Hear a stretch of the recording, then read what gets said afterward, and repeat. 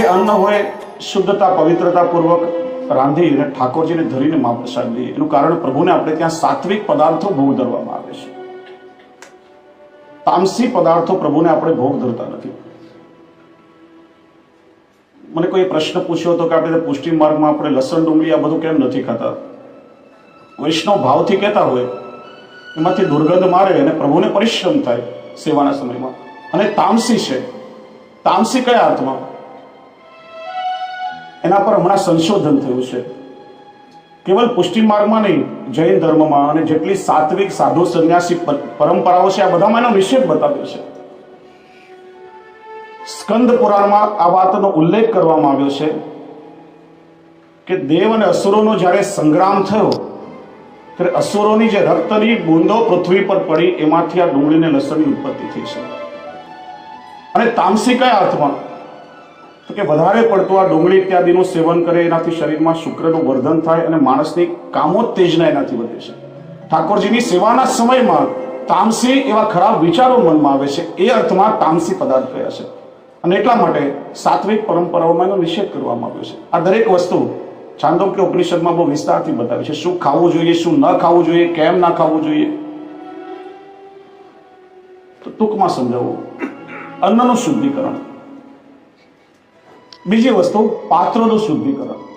જે પાત્રોમાં આપણે ભોજન કરીએ પાત્રો પણ પવિત્ર. એટલા માટે આપણે ત્યાં ખાસા કરવાની, માંજવાની, તપાવવાની પ્રક્રિયા છે. પાત્રોને સારી રીતે માંજી, પણ અમુક બેક્ટેરિયા એવા હોય કે પાણીથી પણ દૂર ન થાય એટલા માટે અગ્નિમાં તપાવવાની પ્રક્રિયા છે. એનાથી પાત્રોનું શુદ્ધિકરણ થાય છે. એની સામે તમે જોયું હશે કે રેકડીઓમાં માણસો ત્યાં ગલીના કિનારે ઉભા રહીને ખાતા હોય. એક પ્લેટમાં માણસ જમે પછી આવું એક મોટું પાત્ર હોય એમાં જબોળી અને કપડાનો પોછો મારીને આપી દે. એકના હેઠા પાત્રમાં બીજાને ખવડાવવામાં આવે. પાત્રો શુદ્ધ હોતા નથી. ત્રીજું શુદ્ધિકરણ, જ્યાં રસોઈ રંધાય અને જ્યાં ભોજન કરવા બેસીએ એ સ્થાન પણ પવિત્ર હોવું જોઈએ. આપણે ત્યાં ગ્રામ્ય સંસ્કૃતિમાં ગાયના ગોબરથી આપણે આખા રસોડા અને ઘરને લીપી ગુપીને સ્વચ્છ કરીએ છીએ. ગાયનું છાણ સૌથી મોટામાં મોટું જમ્સ કિલર, જંતુનાશક માનવામાં આવે છે. જ્યાં ગાયના ગોબરનું લીપણ થાય ત્યાં કોઈ પણ પ્રકારના વિષાણુઓ પ્રવેશ કરી શકતા નથી. 3 પ્રક્રિયાઓ એવી છે કે જ્યાં સ્થાન અને વાતાવરણની અસર એના પર થાય છે. સૌથી પહેલા ધ્યાનની પણ. માણસ જ્યારે ધ્યાન કરવા માટે બેસે, પોતે પવિત્ર અવસ્થામાં હોય, પવિત્ર વાતાવરણ હોય, પવિત્ર વ્યક્તિનું સાનિધ્ય હોય અને સમયે ધ્યાન લાગે તો પ્રભુનો સાક્ષાત્કાર થઈ શકે. પણ કોઈ પણ પ્રકારની અપવિત્રતા સર્જાય તો વર્ષો સુધી બેસીને ધ્યાન કરો, તમને સાક્ષાત્કાર નહીં થાય. બીજી ગર્ભાધાનની પણ. એના માટે તમને એટલું સમજાવું, મહાભારતમાં સત્યવતી દ્વારા અંબાલિકા અને દાસીને નિયોગ પદ્ધતિથી મહર્ષિ વેદ વ્યાસ પાસે પુત્ર પ્રાપ્તિ માટે મોકલવામાં આવી ત્યારે વાતાવરણની કેવી અસર થઈ? અંબિકાએ ડરીને આંખો બંધ કરી લીધી તો ધૃતરાષ્ટ્ર આંધળા થયા. અંબાલિકા ભયથી પીળી પડી ગઈ તો પાંડુ રોગી થયા. અને દાસી ભક્ત હૃદયની હતી એટલા માટે વિદુરજી ભક્ત થયા છે. એ સમયે વાતાવરણની ઊંડી અસર થાય. અને ત્રીજી ભોજનની પણ. આ 3 સમય એવા છે કે આપણા દેહ અને ઇન્દ્રિયો વાતાવરણમાંથી સત્વ અને તત્વ ઝીલવા માટે અધીરા બને છે. એટલા માટે સ્થાન અને વાતાવરણ પવિત્ર હોવું જોઈએ. એટલે જ આપણે ત્યાં કહેવત છે કે ભોજન અને ભજન આ બંને એકાંતમાં થવું જોઈએ. અન્ન ઉપર કોઈની દ્રષ્ટિ ન પડે. અને આ વાત વૈજ્ઞાનિકોએ સિદ્ધ કરી છે કે કોઈ પણ એક વ્યક્તિ કોઈ સ્થાનમાં જઈને બેસે તેના શરીરના ઇલેક્ટ્રોન્સ, સૂક્ષ્મ પરમાણુઓ 60 કલાક સુધી ત્યાં વાતાવરણમાં અસ્તિત્વમાં જીવતા રહેતા હોય છે. અને જો એવું ના હોય તો કોઈ ગુનેગાર, કોઈ ચોર ચોરી કરીને જાય તો પેલા પોલીસના કૂતરાઓ 60 કલાક સુધી વાતાવરણમાંથી એની ગંધ પકડી અને એને પકડી શકે છે. હોટલોમાં, રેકડીઓમાં જ્યાં ત્યાં આપણે ખાવા જઈએ, આપણી પહેલા કોણ વ્યક્તિ ત્યાં આવીને બેઠા હતા, એના વિચાર કેવા હતા, એનું આચરણ કેવું હતું, એના પરમાણુઓ ત્યાં અસ્તિત્વમાં હોય અને આપણી અંદર પ્રવેશ કરે ત્યારે આપણા આચાર અને વિચાર પણ બગડવાની શક્યતા રહે છે. અને એટલા માટે ઠાકોરજીને પણ આપણે જ્યારે ભોગ ધરીએ ત્યારે ટેરો કરી દેવામાં આવે છે. પ્રાચીન સમયમાં વડીલો કહેતા કે બાળકને ભોજન કરાવીએ ત્યારે એકાંતમાં કોઈની નજર ન લાગવી જોઈએ. નજર લાગવી એટલે શું? કહે છે કે કેટલાય રોગના વિષાણુઓ એવા છે કે આંખથી દ્રષ્ટિ દ્વારા એ ટ્રાન્સફર થાય છે. કોઈને કંજક્ટિવાઇટિસ નામનો આંખ આવવાનો રોગ થયો હોય, કંઈ કરવાની જરૂર નથી. તમે કોઈની સામે જુઓ, એની સામે જોનારની આંખ તરત જ આવી જાય. કેવલ દ્રષ્ટિથી રોગના વિષાણુઓ સંક્રમિત થતા હોય છે. અને મહાભારતમાં આ વાતનું સ્પષ્ટીકરણ છે. યુદ્ધ શરૂ થયું, એક પછી એક કૌરવો હણાવા લાગ્યા, પાંડવોને કંઈ ન થયું. ત્યારે દુર્યોધને ભીષ્મ પિતામહને મેણો માર્યો કે દાદાજી, લાગે છે તમે પાંડવના પક્ષપાતી છો. આટલા કૌરવો મરાયા પડે કે પાંડવને કંઈ નથી થયું. તમને ઈચ્છા મૃત્યુનું વરદાન છે, તમે યુદ્ધના સેનાપતિ થઈ જાઓ તો એક દિવસમાં જ યુદ્ધ પૂરું થઈ જાય. રાત્રે દુર્યોધન મામા શકુનીને પૂછે છે કે મામા, પિતામહ યુદ્ધ કરવા જે તૈયાર થતા નથી, પિતામહના વિચારો કઈ રીતે બદલવા? તો કહે છે કે ભીષ્મ પિતામહ જ્યારે ભોજન કરી રહ્યા હોય, એના ઉપર કોઈ ચંડાલની દ્રષ્ટિ કરાવવામાં આવે તો એમના વિચારો બગડી શકે. દુર્યોધન કે પિતામહ તો એકાંતમાં ભોજન કરે છે, ત્યાં કોઈ વ્યક્તિનો પ્રવેશ થઈ શકે નહીં.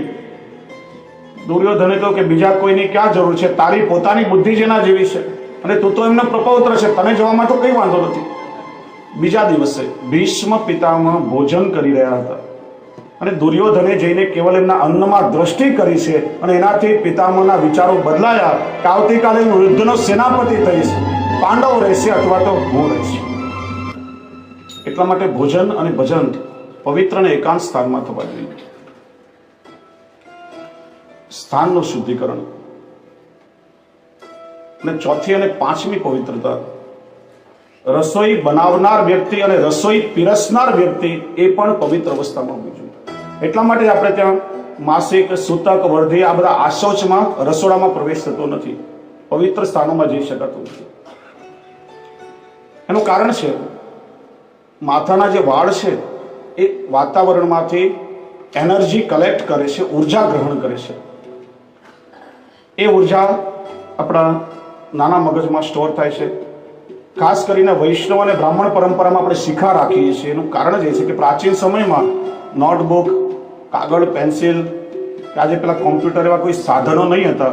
ગુરુકુળમાં ગુરુ કેવલ 3 વખત મોઢેથી પાઠ શીખડાવે અને સાંભળીને યાદ રાખવું પડતું.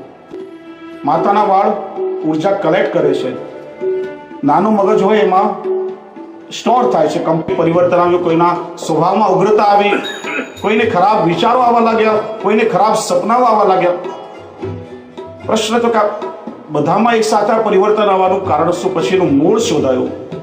જેલના કેદીઓ એમના સ્વભાવ કેવા હોય એ બધા રસોઈ બનાવીને બધા ખાય. પછી એમની પાસેથી કામ લઈ પવિત્ર આચાર વિચારવાળા બ્રાહ્મણો રાખ્યા, એમને રસોઈ બનાવવાનું કામ સોંપાયું. પાછું 20-25 દિવસ પછી એમના સ્વભાવમાં મૂળ પરિવર્તન આવે. જેવું અન્ન આપણે ખાઈએ. અમેરિકાની બનેલી સત્ય ઘટના તમને કહું. પેપરમાં આખો પ્રસંગ આવ્યો હતો. 2 મિત્રોમાં કોઈ એક વાતને લઈને વૈમનસ્ય થયું, દુશ્મની થઈ, વાત બહુ આગળ વધી. એક મિત્રએ વિચાર કર્યો કે મારા બીજા મિત્રને હવે મારી નાખી છૂટકો લાવું. રિવોલ્વરમાં ગોળીઓ ભરી મિત્રના ઘરે ગયો. અવારનવાર આવતો તો કોઈ રોક્યો નહીં, સીધો એના બેડરૂમમાં ગયો. ત્યારે એનો પેલો મિત્ર પથારીમાં સૂઈ રહ્યો હતો, શાંત મુખ મુદ્રા હતી.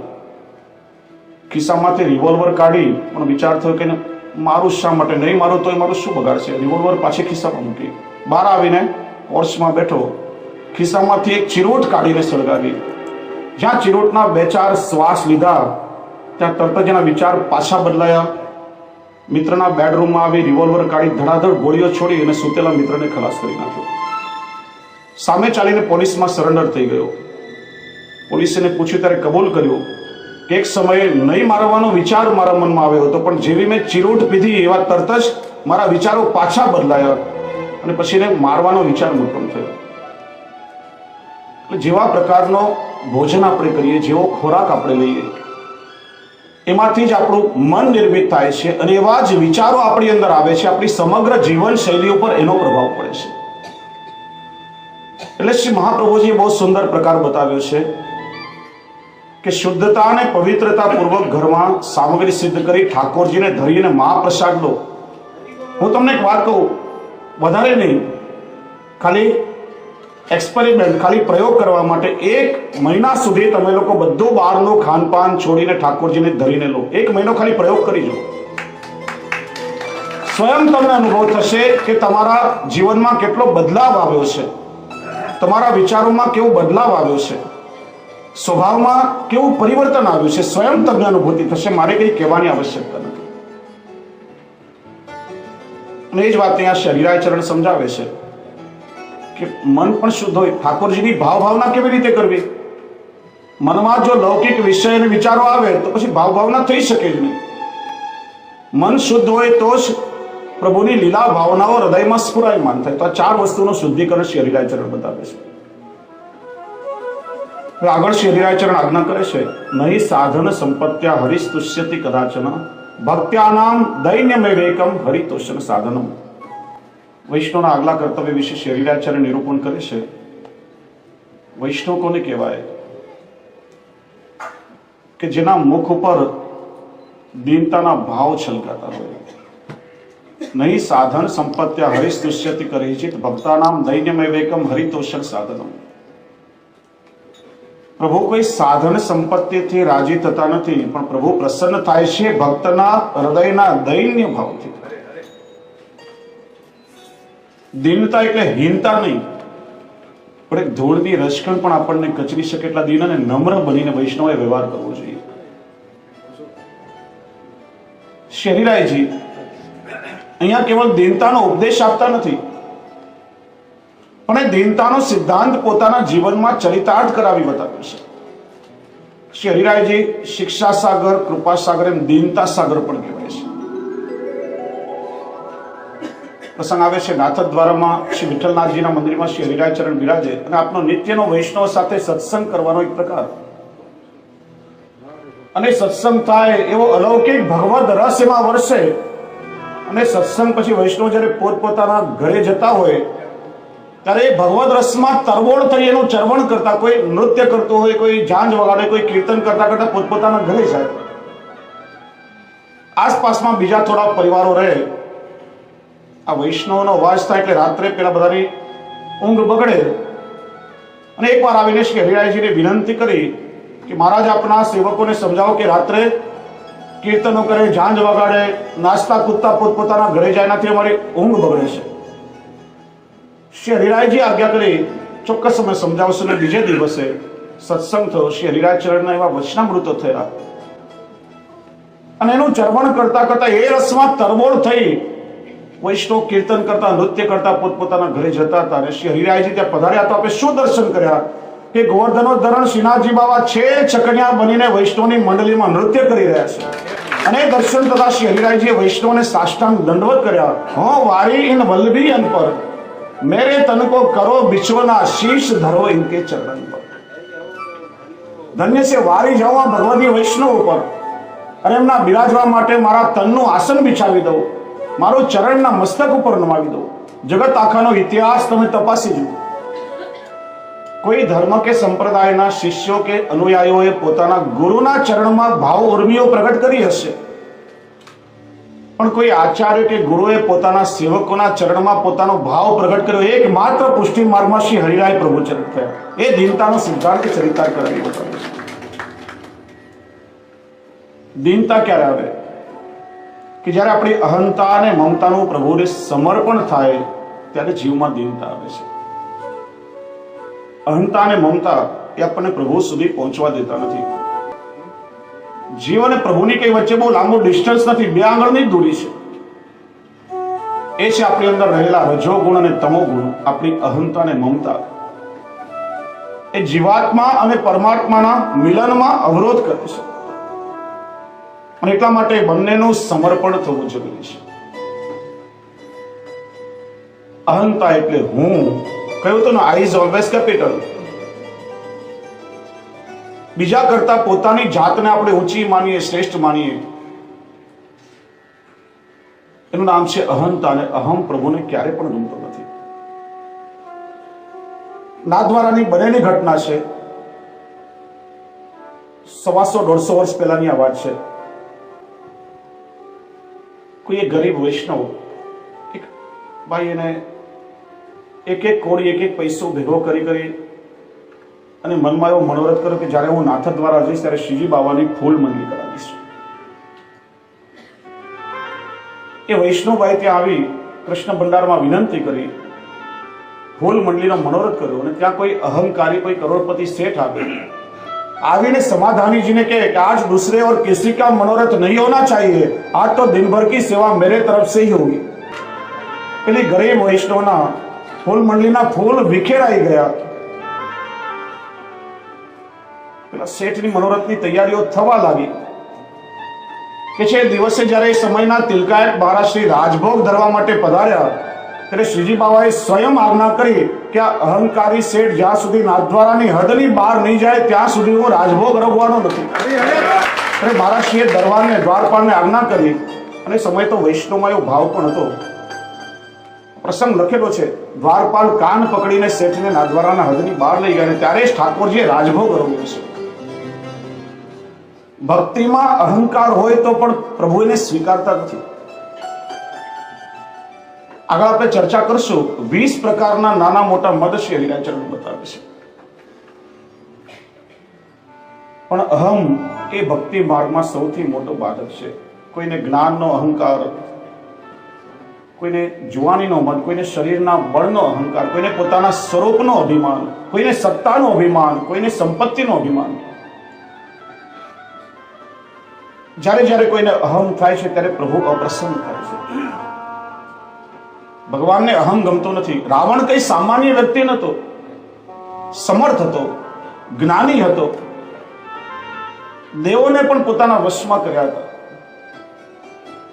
પણ રાવણને અભિમાન થયું. એકોહમ દ્વિતીયો નસ્તિ ન ભૂતો ન ભવિષ્યતિ. મારા જેવું સમર્થ કોઈ ભૂતકાળમાં હતું નહીં, કોઈ છે નહીં અને ભવિષ્યમાં કોઈ થશે નહીં. અને એ જ અહમના કારણે એને એક ખોટું કામ કર્યું અને પછી એનો સર્વનાશ થયો છે.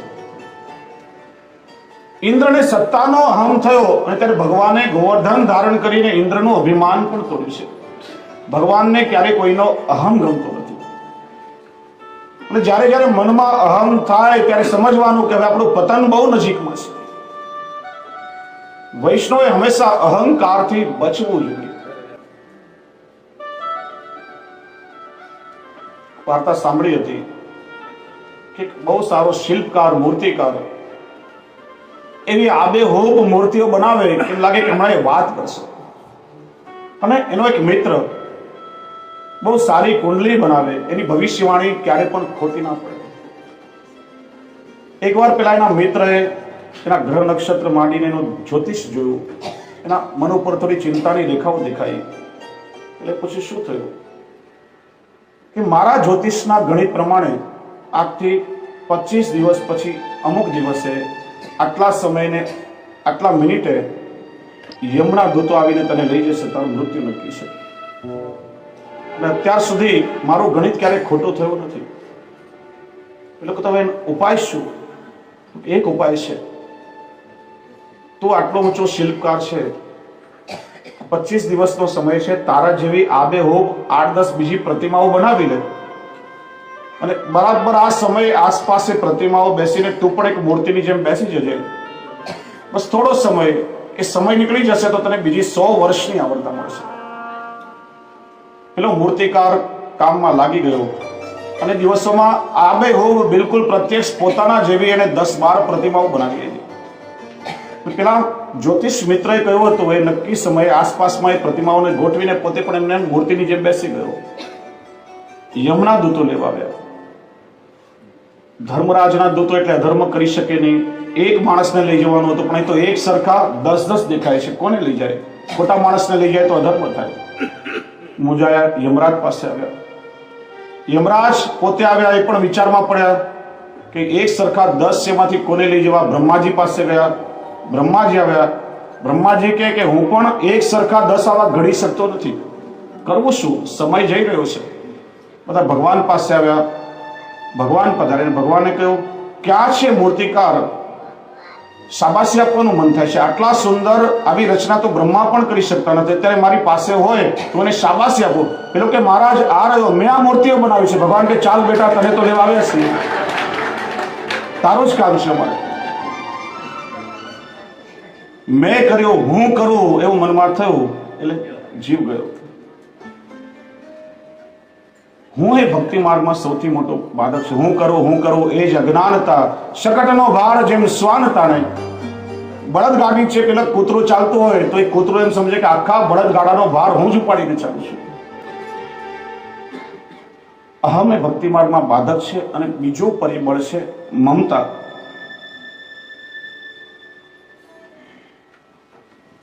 આ મારું છે, આ ઘર મારું છે, પત્ની મારી છે, પતિ મારો છે. દરેક વસ્તુને જીવ સ્વભાવથી આપણે પોતાની માનીએ છીએ. પણ આપણે ચર્ચા કરીએ કે આ મારો અને તારો સંબંધ જ્યાં સુધી શરીરમાં પ્રાણ છે ત્યાં સુધી. જે દિવસે શરીરમાંથી પ્રાણ નીકળી ગયા ત્યારે મારો તારો બધો સંબંધ પૂરો થઈ જાય છે. આત્માનો સંબંધ પ્રભુની સાથે જોડાયેલો છે અને એ જ બ્રહ્મ સંબંધ દ્વારા આપણે ફરી સ્થાપિત કરીએ છીએ.